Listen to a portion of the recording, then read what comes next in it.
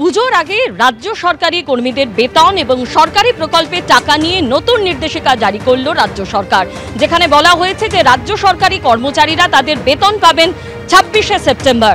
অন্যদিকে লক্ষ্মীর ভান্ডার সহ বিভিন্ন সরকারি প্রকল্পের টাকা অক্টোবরের প্রথম সপ্তাহের মধ্যেই তারা পেয়ে যাবেন।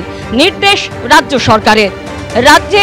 রাজ্যের বেতন এবং প্রকল্পের টাকা 26শে সেপ্টেম্বর ঢুকবে বলে নির্দেশিকা দেওয়া হয়েছিল। এবার পরিবর্তন নির্দেশিকায়।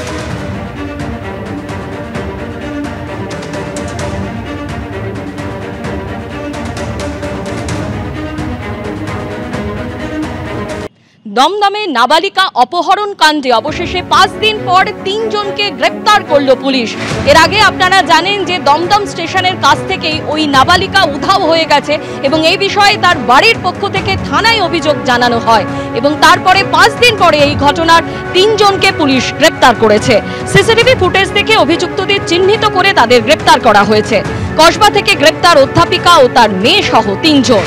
17ই সেপ্টেম্বর বিশ্বকর্মা পুজোর দিন দমদম স্টেশনের কাছে ফুটপাতবাসী নাবালিকা অপহরণ। এই ঘটনায় গতকাল কসবা থেকে গ্রেপ্তার অধ্যাপিকা অরুণিমা চন্দ। অপহরণের অভিযোগে অধ্যাপিকার মেয়ে অনুষ্কা চন্দ চৌধুরী, তাকেও গ্রেপ্তার করেছে পুলিশ। গ্রেপ্তার করা হয়েছে অধ্যাপিকার ভাই অনুপভ চন্দ্রকে। আজ সকালে কসবা থানা এলাকা থেকে নাবালিকাকে উদ্ধারও করেছে পুলিশ।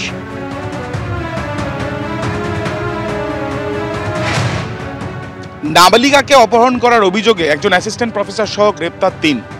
ঠিক ঘটনাটি ঘটেছে গত 16 তারিখে। লিখিত অভিযোগ হয় 17 তারিখে এবং যেটা জানা যাচ্ছে যে দমদম স্টেশন চত্বরে আমরা রয়েছি, ঠিক এখান থেকেই দিনের বেলা এই ঘটনা ঘটে এবং স্টেশনের কাছে একজন ফুটপাতবাসী তিনি লিখিত অভিযোগ করেছেন যে তার স্বামীর সঙ্গে তিনি থাকেন, তার 2 ছেলে এবং 2 মেয়ে এবং তার এক কন্যা সন্তান। সে টিকিট কাউন্টারের সামনেই ছিল এবং তারপর থেকে তাকে আর খুঁজে পাওয়া যাচ্ছে না। এরপরে লিখিত অভিযোগ যখন তিনি করেন, তিনি জানান যে তার স্বামী এবং তার সন্তানদের নিয়ে যেহেতু তারা গৃহহীন, তারা ফুটপাতেই থাকেন এবং পুলিশ ব্যবস্থা নেই।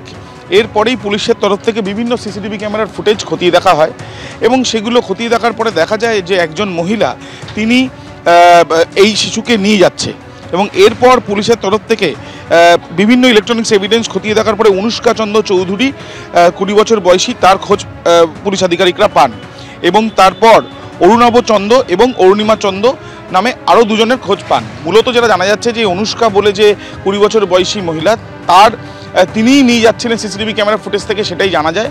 এবং তার মা, সে একজন অ্যাসিস্ট্যান্ট প্রফেসর কলকাতার একটি কলেজের এবং তার সঙ্গে তার যে ভাই অর্থাৎ তার যে মামা, ওই যাকে দেখতে পাওয়া যায় যে শিশুকে নিয়ে যাচ্ছে তার মামা এবং আরেকজন যে মহিলা তার ভাই, তারা এই পুরো চক্রান্তটি করেছে বলে পুলিশের তরফ থেকে ইতিমধ্যে তদন্তে উঠে এসেছে বা পুলিশ যে তদন্ত করছে তাতে উঠে আসছে।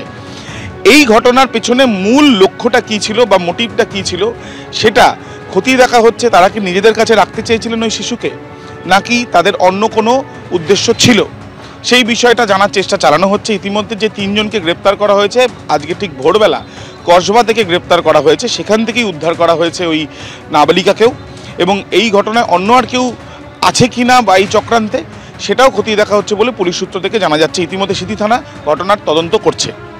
ক্যামেরায় কৌশিক কর্মকারের সাথে আবির দত্ত, এবিপি আনন্দ, দমদম। একটা 3-4 দিন আগের